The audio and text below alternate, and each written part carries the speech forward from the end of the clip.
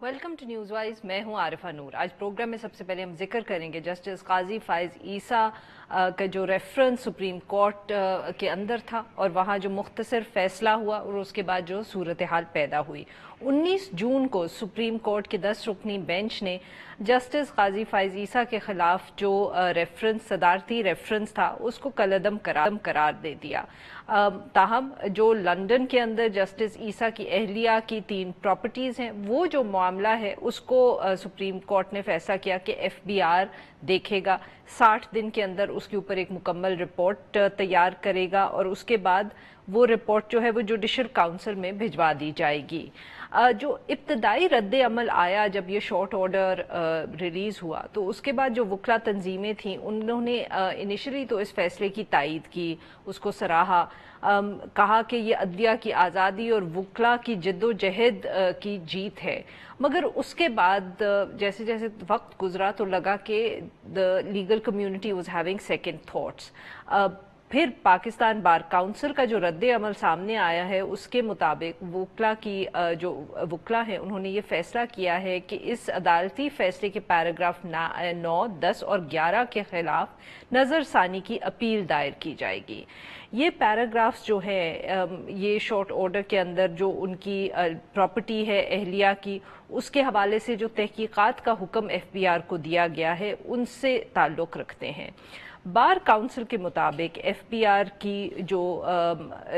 FBI है उसके ऊपर हुकूमती दबाव भी हो सकता है, हुकूमत अपना असर रसूख भी इस्तेमाल कर सकती है, इसलिए जो FBI है वो शायद आज़ादाना तहकीकात ना कर पाए, इसलिए फैसले के ऊपर नज़रसानी की ज़रूरत है। इसके साथ साथ ये कानूनी बहस भी हो रही है कि अगर प्रॉपर्टीज़ की मनी ट्रेल के हवाले से फ़ैसला FBI ने करना है या कि जब वो रिपोर्ट सुप्रीम जुडिशल काउंसिल में भेज देंगे तो वहाँ फैसला होगा। इस सारे इशू पे बात करने के लिए आज हमारे साथ मौजूद हैं बैरिस्टर सैयद अली ज़फ़र साहब, माहिर कानून, रहनुमा तहरीक इंसाफ हैं, और रशीद रिजवी साहब, ये भी सीनियर कानूनदान और मेंबर पाकिस्तान बार काउंसिल है। Welcome to the show gentleman. Rashid Rizvi साहब, सर आपसे गुफ्तगू का आगाज़ करेंगे। सर ये बताइएगा कि शुरू के अंदर तो लग रहा था कि जो वकला बिरादरी है वो काफ़ी खुश थी फैसले से, उन्होंने इसको वेलकम भी किया, कहा ये हमारी जीत भी है। फिर आहिस्ता आहिस्ता लगा कि as if the legal community is having second thoughts, और अब ये बात सामने आई है कि फैसले को चैलेंज भी कर दिया जाएगा। सो वर दे सेकंड थॉट्स या शुरू के अंदर में किसी ने गौर नहीं किया शॉर्ट ऑर्डर के ऊपर? नहीं बीबी, आई एम ऑन रिकॉर्ड कि उस दिन मुझसे जिन जिन प्रेस वालों ने, जिन जिन टीवी चैनल्स ने पूछा है, मैंने इसको कंडेम किया है। और आज भी मैं आपके चैनल से ये कहता हूँ कि ये बड़ी अजीब सी बात है कि रिपोर्ट जब जाएगी मिसेस काजी फाइज ईसा के प्रॉपर्टीज़ की उनके फेवर में या अगेंस्ट जो भी होगी रिपोर्ट, तो ये मुझे बताएं कि सुप्रीम जुडिशल काउंसिल को क्या जुरिस्डिक्शन है एक नॉन जुडिशल ऑफिसर का केस एग्जामिन करने की। सुप्रीम कोर्ट ने ये चीज़ सोची ही नहीं थी कि अगर रिपोर्ट पॉजिटिव आती है, उसके हक में आती है, तो फिर SJC का क्या काम है।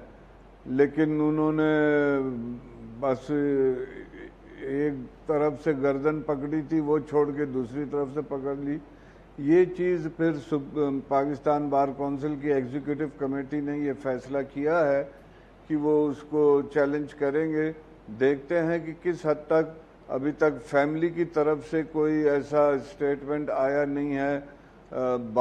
और बाकी की बार एसोसिएशंस भी थी, आपकी PFUJ भी थी, उसमें उनके कोई अभी तक इंस्ट्रक्शंस ऐसे नहीं आए हैं कि इसको चैलेंज किया जाए। लेकिन ये बड़ी अजीब बात है कि सुप्रीम कोर्ट 184(3) में सुप्रीम जुडिशल काउंसिल की प्रोसीडिंग्स को रेगुलेट करे। उनके फैसले तो उन्होंने हमेशा कंसिडर करके अप्रूव किए हैं या सेट असाइड किए हैं, लेकिन ये नहीं हुआ है कि कभी सुप्रीम जुडिशल काउंसिल की प्रोसीडिंग्स रेगुलेट करे। ये पहली दफ़े इस किस्म का ऑर्डर आया है कि 7 जजेस ने कहा है कि इसको सो मोटो भी उठा दें। सो मोटो जुरिस्डिक्शन आरफा साहिबा, वो उसमें جو ٹریبونل ہوتا ہے, جو کورٹ ہوتا ہے, اس کے اپنے ججز بیٹھ کے فیصلہ کرتے ہیں کہ اس کو ہم سو موٹو لیں نہ لیں, نہ یہ کہ اس کی اپیلیٹ اتھارٹی یا کوئی اور اتھارٹی فیصلہ کر کے انہیں بھیجے کہ آپ سو موٹو یہ لیں.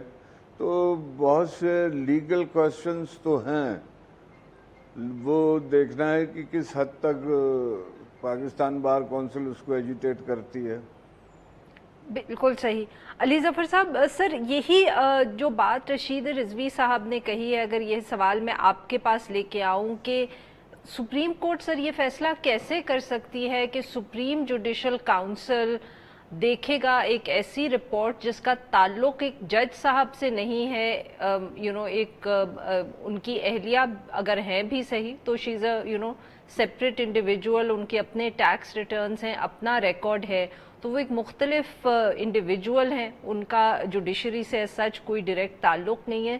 تو کیسے سر سپریم جوڈیشل کاؤنسل جو ہے وہ ان کے ٹیکس معاملات کے اوپر رپورٹ کو کنسیڈر کرے گا اور پھر فیصلہ کرے گا؟ عارفہ, سب سے پہلے تو میں کہتا چلوں کہ یہ شارٹ آرڈر کا ایک فیصلہ ہے. اس میں ابھی تک اس فیصلے کی بنیاد کیا ہے, اس کی وجہ کیا ہے, اس میں کیا ریزنز دیے ہیں, وہ ابھی تک ہمارے سامنے نہیں آئے. تو اس کو آپ کہہ سکتی ہیں کہ جو ابہام ہے یا جو کنفیوژن ہے یہ اس وجہ سے ہے کہ وہ ایک فیصلہ سنایا گیا ہے لیکن اس کا ڈیٹیلڈ آرڈر نہیں آیا. اسی لیے کہتے ہیں کہ اس قسم کے اہم فیصلے ہوتے ہیں اس میں عدالت کو چاہیے کہ بے شک 2-3 دن انتظار کر کے ایک ڈیٹیلڈ فیصلہ کر دیں تاکہ جو ساری ڈسکشنز ہیں یہ ہم پھر اس سے جواب دے سکیں ججمنٹ کو دیکھ کے. لیکن بہرحال ایک فیصلہ آ چکا ہے, اب اس کو تھوڑا سا اینالائز کریے, 3 حصوں میں اس کو اینالائز کریں.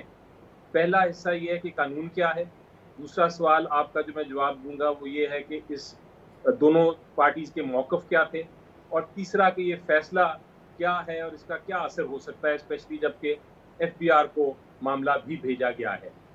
تو سب سے پہلے تو قانون یہ ہے کہ جب آپ کا کوئی پریزیڈنٹ فیصلہ کرے, پاکستان کا پریزیڈنٹ فیصلہ کرے کہ ایک ریفرنس فائل کرنی ہے, تو وہ سپریم جوڈیشل کاؤنسل کو ڈائریکٹ کر سکتے ہیں آئین کے تحت کہ وہ اس کا ٹرائل کریں جج کا, کہ کسی جج نے مس کانڈکٹ تو نہیں کیا. اسی طرح ایک سپریم جوڈیشل کاؤنسل ہے جو کہ خود بھی کر سکتی ہے, کوئی انفارمیشن اس کو ملے تو وہ خود بھی یہ فیصلہ کر سکتی ہے کہ ریفرنس کی ٹرائل کرنی ہے, کسی جج نے مس کانڈکٹ تو نہیں کیا, اور اس کے اوپر پھر فیصلہ کر سکتی ہے.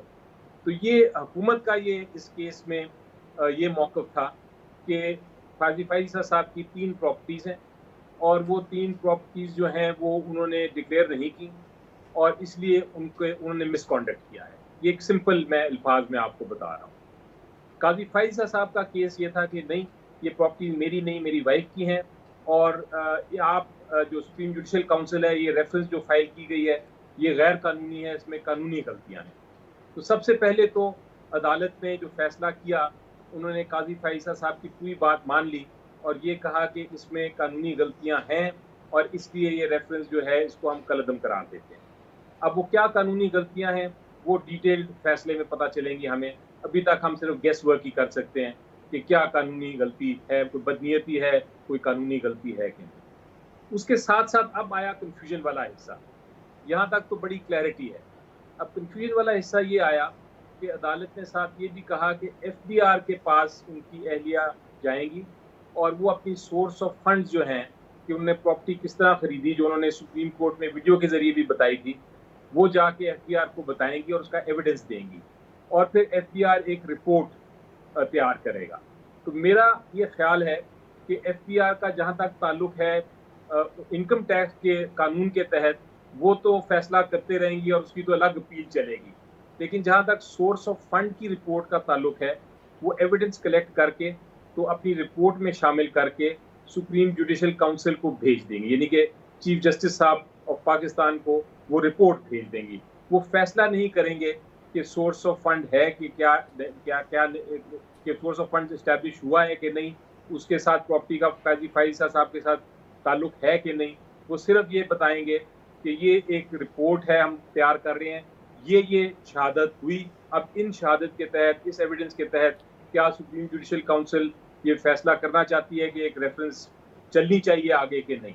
तो उस सिलसिले में बिल्कुल सुप्रीम सही। जुडिशियल काउंसिल ने ही फैसला करना है अल्टीमेटली कि क्या ये जो भी शहादत आती है, जो भी एविडेंस देती हैं उनकी जस्टिस फायजी फाइजा की वाइफ, क्या बिल्कुल उस सही। शहादत के बहुत बहुत शुक्रिया हमारे दो मेहमानों का। नाज लेंगे एक छोटा सा ब्रेक को। जब हम ब्रेक से वापस आएंगे तो हम बात करेंगे बीएनपी मेंगल की और जो मुलाकातें जमात की हो रही हैं अपोजिशन पार्टीज के साथ। Stay with us.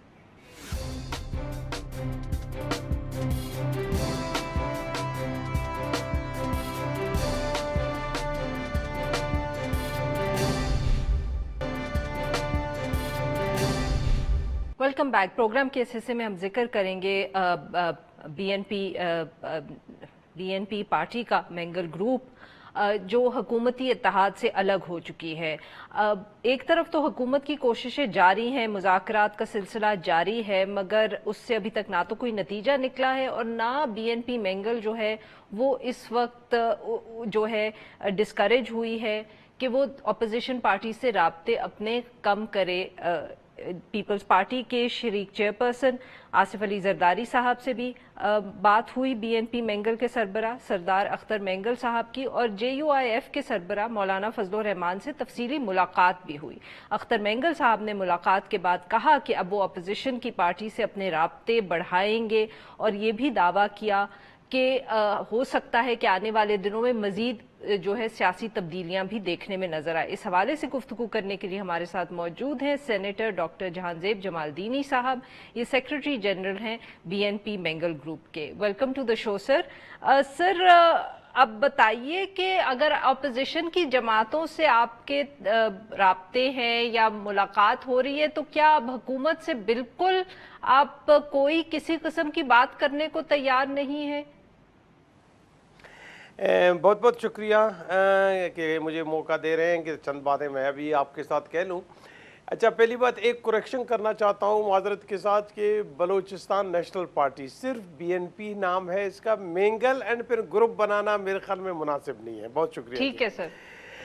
अब पहली बात यह है कि हमें जो है ना हम बड़े लीनियंट हैं और इस बारे में जो है ना आउटवर्टेड है।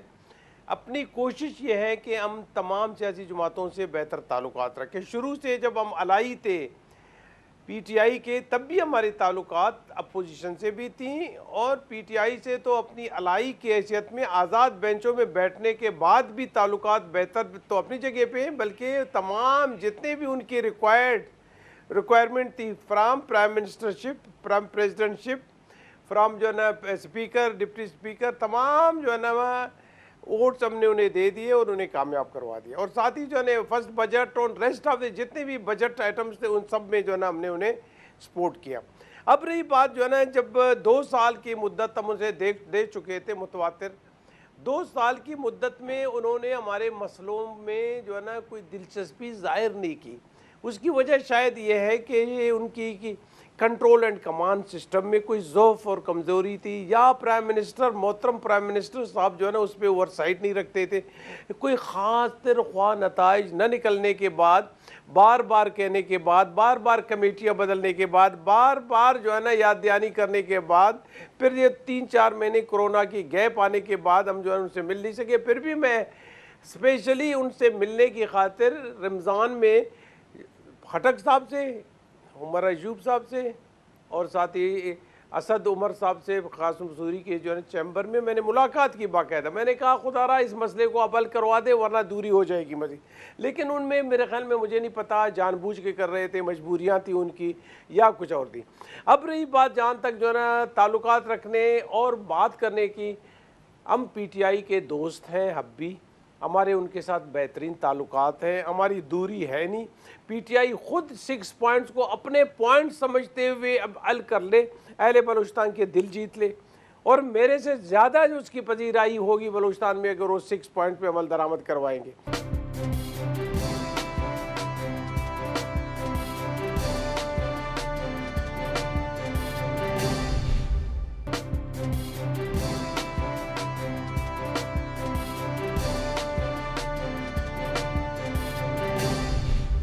ابھی بھی پھر اس کا مطلب ہے کہ آپ کا دروازہ کھلا ہوا ہے پاکستان تحریک انصاف کی طرف، اگر وہ آپ کے 6 پوائنٹس کے اوپر کوئی عمل دکھا دیں اگلے آنے والے دنوں میں تو آپ واپس اتحاد کا حصہ بن جائیں گے؟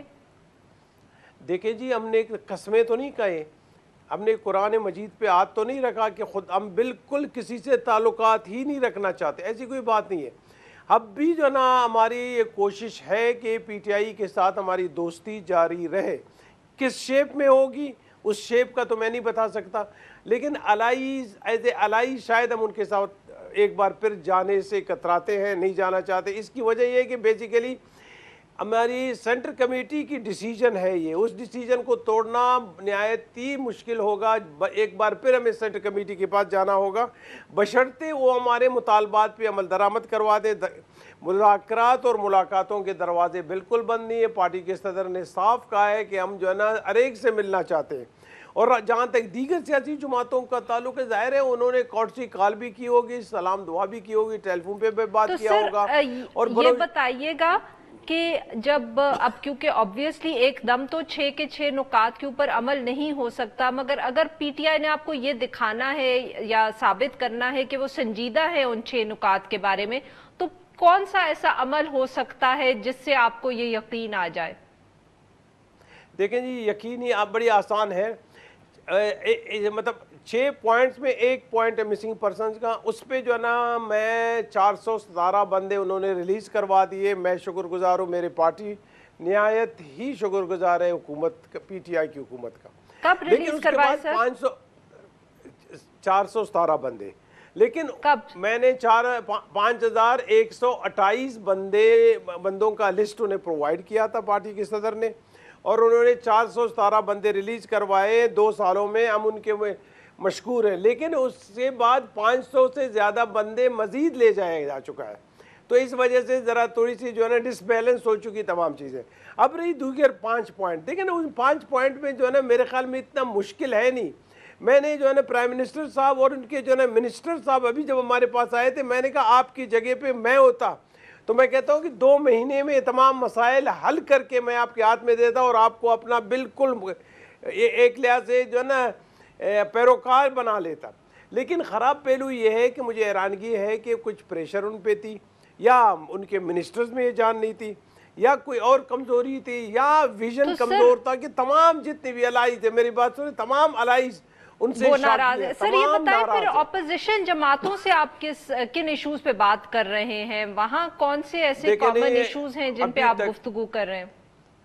نہیں میں ابھی تک کسی سے بھی ایسی بات نہیں ہوئی سیاست پہ، ابھی کورٹسی کالز ہیں، صرف آل پارٹی کانفرنس مولانا صاحب نے جو ہے نا بلوچستان کے سبجیکٹ پہ انہوں نے ہمیں دعوت دی تھی، اس پہ ہم نے بلوچستان کے جملہ سبجیکٹ پہ بحث و تمہیز کی اور اس میں اعلامیہ جاری ہوا، اور کوئی سیاسی طور پہ ابھی تک کسی سے بات نہیں ہوئی۔ ہیلو ہائی اینڈ ٹیلیفونک جو ہے نا باتیں ضرور پارٹی کے صدر سے ہو چکی ہیں، لیکن کوئی لائے عمل، کوئی پروگرام یا اپوزیشن کے اتحاد یا کوئی اس طرح کی جو ہے نا موومنٹ وغیرہ کی کوئی بات بعید از قیاس ہے، قبل از وقت ہے، ایسی کوئی بات ابھی تک ہے نہیں۔ ہم اس وقت بھی سینٹ میں اینڈ جو ہے نا نیشنل اسمبلی میں اپنا رول ادا کرتے رہیں گے، پی ٹی آئی کے اچھے کاموں کی تعریف کریں گے، انہیں سپورٹ کریں گے، اپوزیشن کے اچھے کاموں کی تعریف کریں گے، انہیں سپورٹ کریں گے، پہلے بھی ہم کر چکے ہیں، کیونکہ اپنی پارٹی کا جو ہے کلچر یہ ہے نہیں کہ ہم نفرت جب کرنے لگیں تو آخری حد تک نفرت کرنے لگیں۔ ہماری دوستیاں برقرار رہیں گی، قربت برقرار رہے گا، اور ہماری کوشش یہ ہوگی کہ اس کورونا زدہ ملک اور پھر ایک لحاظ سے جو ہے نا لوکسٹ زدہ ملک جسے جو ہے نا ٹڈی دل کہتے ہیں، اس کی جو ہے نا جلدی سے یہ بتائیے گا بجٹ میں آپ لوگ ووٹ کس طرح کریں گے حکومت کے خلاف؟ جی بجٹ میں تو ہم سے کوئی توقع نہیں رکھی، اس لیے کہ ہم نے علیحدگی اختیار کی ہے۔ اس بجٹ میں ہم پی ٹی آئی کو ووٹ کرنے سے قاصر ہیں، اس وجہ سے کیونکہ ہم ان کے الائی رہے نہیں تو ہم انہیں ووٹ کیوں دیں؟ ہاں الائی رہتے تو ٹھیک ہے، اب وہ اپنی کارکردگی سے دکھا دیں، بتا دیں کہ ہمیں جو ہے نا یہ 6 پوائنٹ ہے، اس میں ہم نے پیش رفت کی ہے، اور پھر ہمارے ہاں ایک اور 9 پوائنٹ بھی پریزیڈنشل الیکشن میں بھی ڈسکس ہونے کے بعد جو ہے نا وہ اس پہ بھی سائن ہوا ہے، اور اس کے سگنیچر میں بھی یہی ہے کہ ہم 9 پوائنٹ جو بلوچستان کے جملہ ڈیولپمنٹس کے بارے میں ہیں، کیونکہ بلوچستان 70 سالوں سے محرومیوں کا شکار رہا ہے، اور ان محرومیوں کی وجہ سے جو ہے نا ہمیں وہ پوائنٹس بھی ہم زیر بحث لا چکے ہیں، اس پہ بھی سائن کر چکے ہیں, ان پہ چلیں, اس پہ ہم زور نہیں دیتے. وہ ڈیولپمنٹل سبجیکٹ کی بات ہے, اس پہ لوگ کہیں گے کہ بھئی شاید یہ جو ہے نا جون کے مہینے میں جو ہے نا ڈیولپمنٹل بجٹ چاہتے ہوں گے, اس وجہ سے ناراض ہیں. ویسے بھی الزامات ہم پہ کچھ زیادہ ہی لگ سکتے ہیں. بہت بہت شکریہ سینیٹر صاحب, آپ نے ہم سے بات کی. ناظرین لیں گے ایک چھوٹا سا بریک, اور جب ہم بریک سے واپس آئیں گے تو ہم بات کریں گے ایم کیو ایم کی عمران فاروق کے مرڈر کیس کا. جب سے فیصلہ آیا ہے تو جماعت کے اندر سے ہی بہت الزامات ایک دوسرے پہ اٹھ رہے ہیں. اسٹے ود اس.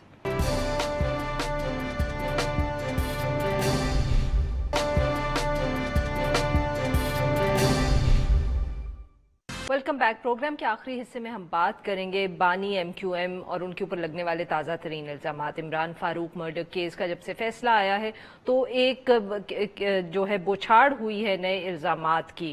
ایک طرف تو جو متحدہ لندن کے رہنما محمد انور ہیں, انہوں نے ایک انٹرویو دیا اور اس میں انہوں نے کہا ہے کہ ایم کیو ایم کو بھارت کی طرف سے فنڈز ملتے رہے ہیں اور وہ اس کے ان کے سامنے یہ ہوا اور وہ اس میں ملوث بھی رہے. دوسری طرف پاک سرزمین پارٹی کے جو سربراہ ہیں مصطفیٰ کمال صاحب, انہوں نے بھی الطاف حسین صاحب پہ الزامات کی بوچھاڑ کر دی ہے. کہا ہے کہ کراچی اور سندھ کہ جو دیگر شہروں کے اندر پچھلے دنوں رینجرز کے اوپر دستی بم حملے ہوئے ہیں, ان کے اندر بھی بانی ایم کیو ایم ملوث ہے. اور انہوں نے یہ بھی کہا کہ جو P T I, M Q M Pakistan اور پاکستان پیپلز پارٹی کی پالیسیز ہیں اور ان کی پریزنس ہے, اس کی وجہ سے بھی زیادہ سپیس مل رہی ہے الطاف حسین صاحب کو. سارے ایشو پہ بات کرنے کے لیے ہمارے ساتھ موجود ہیں سینئر تجزیہ کار اور صحافی مظہر عباس صاحب. ویلکم ٹو دا شو مظہر صاحب. جی مظہر صاحب, یہ اچانک ایک دفعہ پھر اتنے الزامات اور کنفیشنز, کیا کہہ سکتے ہیں, کیا ان کا سچ مچ کوئی ڈائریکٹ تعلق ہے عمران فاروق مرڈر کیس سے, یا اٹس جسٹ سم تھنگ کہ وہ ٹریگر ہو گیا ہے, کوئی اتنا کوئی ڈائریکٹ تعلق نہیں ہے؟ شکریہ عارفہ. دیکھیے ایم کیو ایم کے سلسلے میں اور یہ جو الزامات ہیں ظاہر ہے کوئی نئے نہیں ہیں, لیکن آپ اگر 2016 سے ہی لے لیں, زیادہ پیچھے ہم نہیں چلے جائیں کیونکہ وقت آپ کے پاس نہیں ہے. صرف 2016 میں جب بانی متحدہ نے پاکستان مخالف نعرے لگائے تھے, اس کے بعد ایک طریقے سے غیر اعلانیہ پابندی لگ گئی تھی ایم کیو ایم لندن پہ. ان کے 90 بند ہو گیا, ایم پی ہاسٹل بند ہو گیا, جنا گراؤنڈ بند ہو گیا, جو تمام ان کا سیکریٹریٹ تھا وہ بند ہو گیا. لیکن اس کے بعد ہوا کیا؟ کوئی تحقیقات ہوئیں, کوئی کمیشن بنا. اگر یہ اس طرح کے شواہد اس وقت بھی ملے تھے کہ جی بھارت سے تعلقات ہیں, فنڈنگ ہے, اس طرح کی باتیں سب آتی رہی ہیں, لیکن ہمیں نظر یہ آیا کہ شاید ان ساری باتوں کو, ان ساری انکوائریز کو صرف سیاسی مقاصد کے لیے یوز کیا گیا. اس پہ کوئی سیریس تھاٹس نہیں آئیں, اس پہ کوئی سنجیدہ چیزیں نہیں ہوئیں, ہمیں آگے بڑھتی ہوئی نظر نہیں آئیں. اب ظاہر ہے چاہے وہ محمد انور صاحب ہے, مصطفیٰ کمال بھی اہم باتیں کر رہے ہیں, انہوں نے جو 3 پوائنٹس بتائے ہیں کہ جس کی وجہ سے یہ ریوائول دوبارہ ان کو خدشہ ہے کہ ہو سکتا ہے, وہ اہم پوائنٹس ہیں. لیکن اصل چیز یہ کہ ایم کیو ایم ایک بہت ہی پاکستان کی سیاست کی ایک اہم کیس سٹڈی ہے جس پہ غور کرنا چاہیے, کیونکہ اس کے صرف کسی ایک شخص پہ یا ایک جماعت یا ایک گروہ پہ الزام لگانے سے بات نہیں بنے گی.